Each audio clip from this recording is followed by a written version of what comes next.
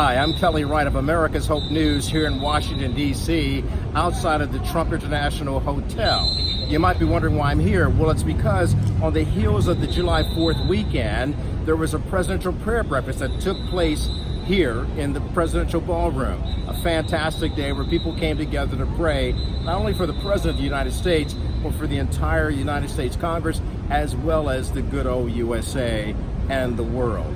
Now, this has been going on since 1993, where every year they've prayed for the President of the United States, something that we are encouraged to do in the Bible, which encourages us to pray for our leaders and to pray for the rulers and the followers of those nations. You know, the ruin of a nation begins in the homes of its people, but the opposite is also true. The greatness of our nation begins in our home. What's in your home? Hopefully your home is filled with prayer.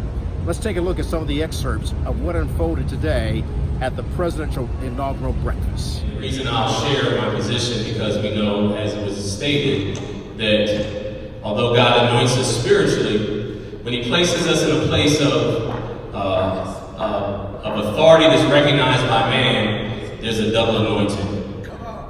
Amen. So my name is Dr. Joe Green. I'm a commissioned apostle and pastor of Antioch Assembly, located in Harrisburg, Pennsylvania. I'm the founder of the 2019 movement.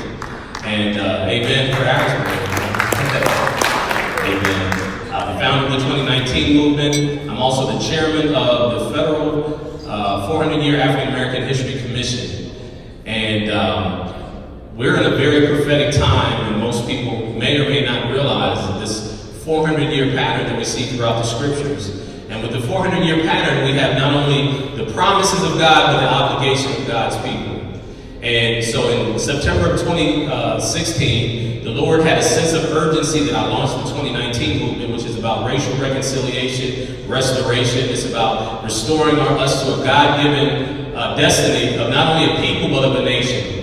And Dr. Ruben Egoff is there to help launch it. And so if you get upset with me, you have to share some of the blame with him as well. Amen.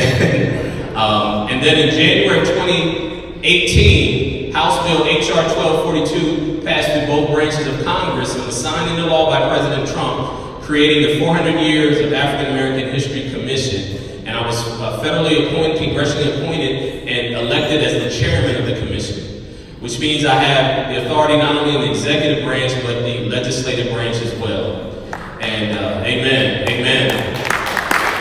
And this prophetic window that we're in is one that we see throughout the scriptures.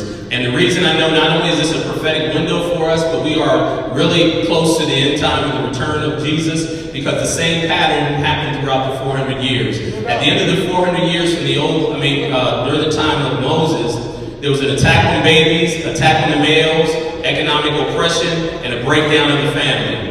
And then from the Old to the New Testament, they call it the silent years, from Malachi to the Gospels, that Herod had the same pattern as Pharaoh. There was an attack on the males, there was an attack on the babies, there was a breakdown of the family, and there was economic oppression. And God sent deliverance, not only through Moses, but then through Jesus, Yeshua, the Messiah. And so when we look at America, the enemy is at a frantic pace of attacking on our babies, attack on the males, a breakdown of the family, and economic oppression. And as I launched the 2019 movement in 2016, I heard the Spirit of the Lord say, could it be that I'm raising up a generation in this season to fulfill this promise and to break down that Antichrist spirit that looks to destroy God's people? Amen? And so as we pray today, I'm believing that as we tap into this prophetic window that we're in, that there will be a restoration of families. There will be a restoration of honoring God's people all the way through those in the womb. I believe that there's going to be a transference of wealth from the wicked to the righteous. And I believe that God's plan and His purpose for this nation and for our communities will be fulfilled.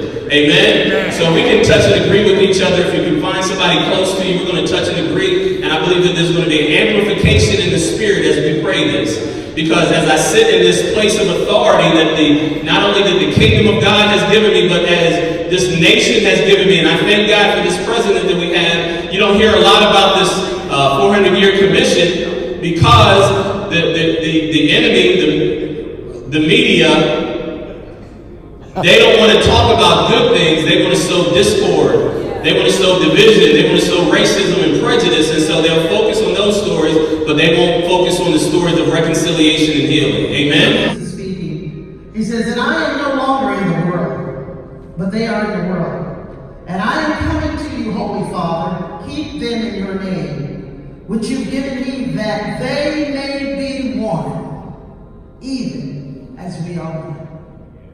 That they may be one, even as we are one. When a people of God are united on one accord, something begins to happen. Heaven pays attention. When the righteous of God goes quiet and acclimate themselves to the world system, the expressions of freedom are no longer being announced. I will refer to the Old Testament one little thing. Do you remember King Cyrus? Who remembers the story of Cyrus? Do you know that he was not a godly man to begin with? He was a heathen king.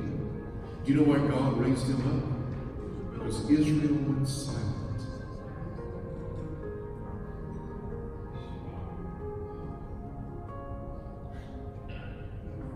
I'm in no hurry. Are you in a hurry?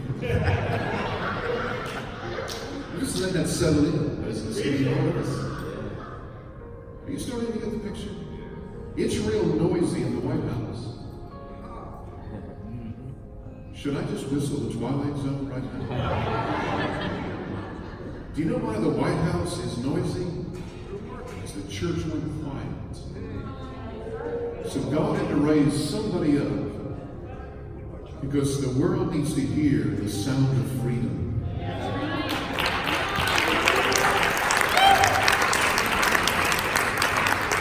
Do you know what happened after Cyrus? Israel got in gear. You know what I think is going to happen now? You're already seeing it. It has stimulated the church once again. It's time to get it back in gear, and let's get that sound of freedom back in the house, and let's get it outside the walls, and let's get it down the highways and byways, and let's get America back up on its feet, and let's get the sound of freedom getting expressed again. And let's go back to this world one more time, and let's get the sound of freedom. Let's fire up the jet engines one more time. Hang the sign out again and say, pardon the noise, but this is the sound of freedom.